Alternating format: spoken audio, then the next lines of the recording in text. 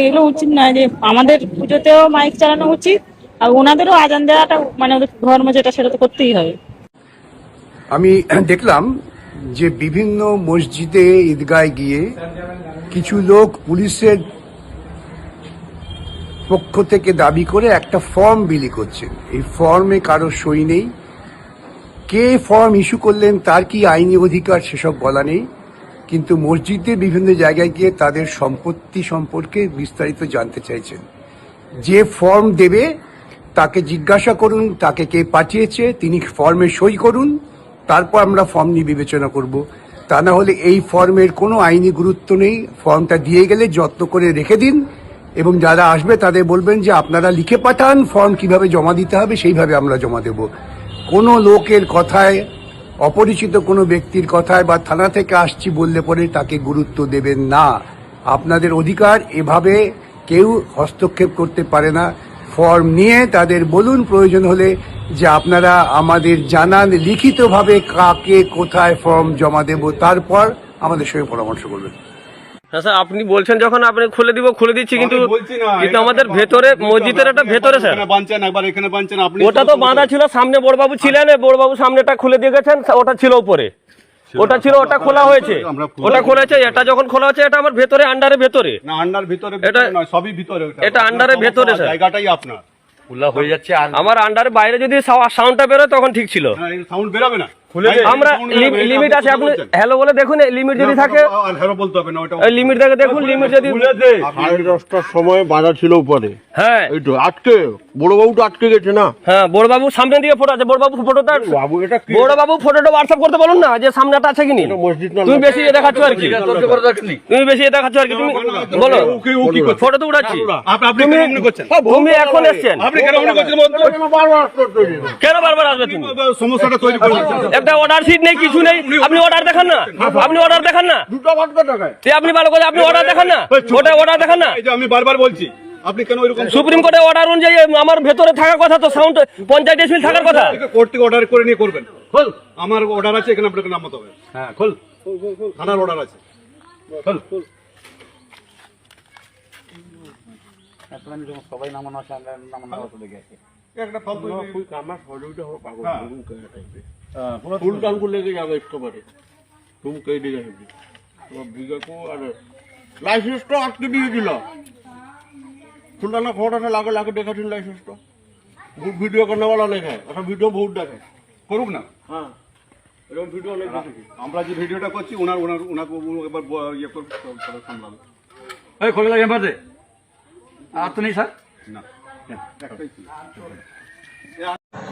মসজিদের মাইক খোলা নিয়ে তর্ক বিতর্ক চরম পর্যায়ে অবধি পৌঁছে গেছে, আর তা নিয়ে নানান জনে নানান রকমের মত প্রকাশ করছে। বারবার ভিডিওগুলো সামনে আসছে আর দেখছি। আপনারা সারাদিনে কাক ভোর থেকে চালু করে দেন রাত পর্যন্ত, দিনে 5 বার মাইক লাগিয়ে নামাজ পড়েন। আপনারা নামাজ পড়ুন, আপনাদের তো বারণ করা হয়নি কেউ নামাজ পড়তে, কিন্তু দিনে 5 বার অন্য লোককে বিরক্ত করে আপনারা মাইক জোরে বাজিয়ে লোককে বিরক্ত করবেন, এটা তো আপনাদের অধিকার না। নামাজ পড়ছে না, ভোর 5টার সময় জোরে মাইক চালিয়ে আপনারা চিৎকার করে নামাজ পড়বেন। আপনাদের নামাজ শুনতে আমরা বাধ্য নই। আপনাদের নামাজ এত জোরে আপনারা চালান যে এখানে কিনা একটা অসুস্থ মানুষ, সে যদি হয়তো সারা রাত ঘুমায়নি, ভোরবেলা তার একটু ঘুম এসছে, আপনাদের জন্য তাদের অসুবিধা হয়। আপনাদের জন্য তারা কেন দিনের পর দিন অসুবিধা ভোগ করবে? আপনাদের ধর্মীয় স্লোগান আমরা শুনতে না চাইলেও আমাদের শুনতে হচ্ছে, কারণ আমাদের কোনো কিছু করার ছিল না। সামান্য একটা মাইক খোলা নিয়ে আপনারা এত উত্তেজিত হয়ে পড়েছেন। যদি মাইক না থাকে তাহলে কি আপনারা নামাজ পড়তে পারবেন না? না আপনাদের নামাজ আপনাদের আল্লাহ অব্দি পৌঁছাবে না? কোন ধর্মীয় অনুষ্ঠান হয় তখন মাইক লাগান, সেটা ঠিক আছে, ঈদের সময় আপনারা লাগান মাইক, তখন তো কেউ বারণ করবে না। কিন্তু রোজ কেন, প্রতিদিন কেন, সকাল 5টা থেকে শুরু হয়ে যায় রাত অবধি কেন? আপনাদের জন্য আমরা কেন অসুবিধা ভোগ করব? কেউ তো আবার বলছে কদিন পরে হিন্দুদের সব থেকে বড় পূজা দুর্গাপূজা, তখন কি ওরা মাইক লাগাবে না? হ্যাঁ লাগাবে তো, হ্যাঁ আমরাও লাগাবো মাইক, কিন্তু আমরা রোজ লাগাই না, সারা বছর লাগাই না। আমরা সারা বছর বজরংবলী যদি একটা মাইক মন্দিরের মধ্যে আটকিয়ে আমরা যদি প্রত্যেক সকাল বিকাল সন্ধ্যা রাত আমরা যদি বজরংবলীর ওটা চালিয়ে দিই, তাহলে সেটা কি ভালো হবে? আপনারা কি সেটা মেনে নেবেন? নেবেন না তো? মানে ভাবা যায়, যখন মুসলিমদের গরুর মাংস খাওয়া বন্ধ করেছিল তখন কিন্তু একটা সম্প্রদায়ের মানুষ অসুবিধায় পড়েনি। মুসলিমরা গরু খাওয়া বন্ধ করে দেবে, তা কোনো অসুবিধা নেই।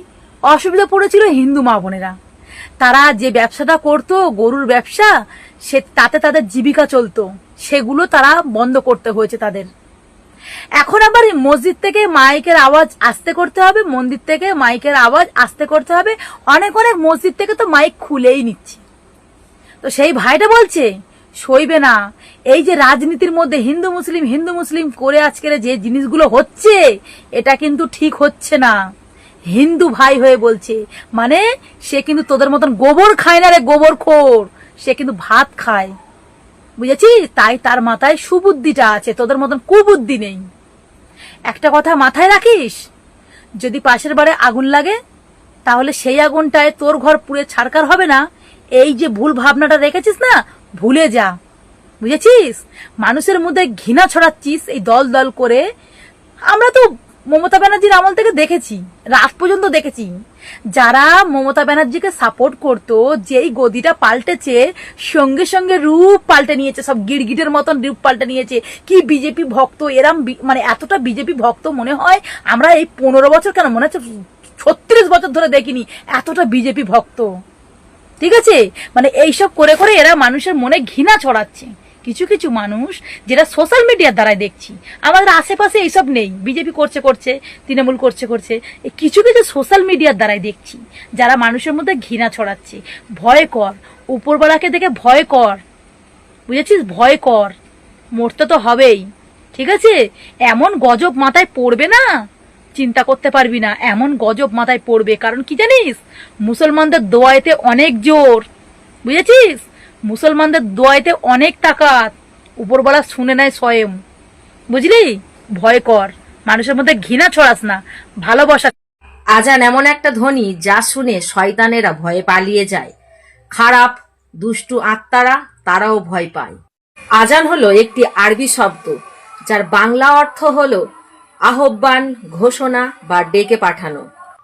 ইসলামী পরিভাষায় নামাজের নির্ধারিত সময় হলে নামাজি বিশ্বাসীদের জামাতে নামাজের জন্য আহ্বান জানিয়ে যে বিশেষ বাক সমষ্টি উচ্চস্বরে পাঠ করা হয় তাকেই আজান বলে। আশা করি আজান কাকে বলে অবশ্যই জেনে গিয়েছো। ভিডিওটা অবশ্যই শেয়ার করে সেই সমস্ত মানুষদের কাছে পাঠিয়ে দাও যারা আমার কমেন্ট বক্সে আজান নিয়ে প্রচুর নেগেটিভ কমেন্ট করেছে। সোশ্যাল মিডিয়া খুললেই দেখা যায় যে কেউ এসে মুসলমানদের নামে একটা বাজে কথা বললো, ব্যাস ভাইরাল হয়ে গেল। যে কেউ, ঠিক আছে? সোশ্যাল মিডিয়ায় দেখছি একজন নাফরাতে চিন্টু, সে বলছে আমরা জিহাদি মুক্ত করব বাংলাটাকে, মানে বাংলা ঠেকা নিয়ে বসে আছে। কিছুদিন আগে সায়ন বলছিল কত রকমের কথা।